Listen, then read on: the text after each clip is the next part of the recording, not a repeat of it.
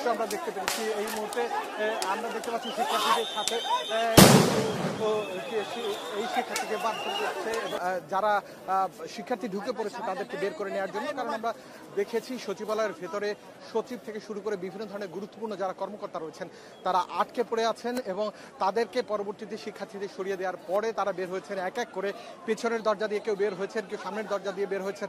আমরা এমন দৃশ্য দেখেছি পরবর্তীতে শিক্ষার্থীদের আমরা দেখেছি 3 অংশে সরিয়ে দেওয়া হয়েছে। একটি অংশ তারা সরিয়ে দিয়েছে তারা আমরা দেখতে পেয়েছি যে অংশটি সরিয়ে দেওয়া হয়েছে।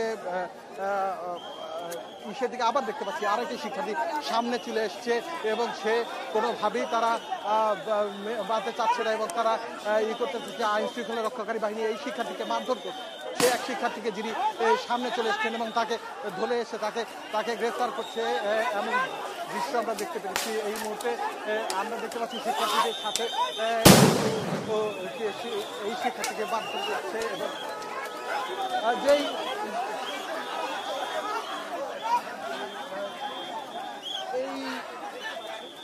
পুলিশ এক শিক্ষার্থীকে মারধর করে তাকে নিয়ে যাচ্ছে, যে শিক্ষার্থী সামনের দিকে এগিয়ে এসেছিল এবং সেই শিক্ষার্থী নিজে বুক পেতে দিয়েছিল এবং সেই শিক্ষার্থীকে আমরা দেখতে পেয়েছি পুলিশ মারধর করেছে এবং তাকে পুলিশের একজন সিনিয়র কর্মকর্তা তাকে বা অপরদিক থেকে আমরা এপিসিতে দেখতে পাচ্ছি। এপিসির সামনে দিকে যাচ্ছে এবং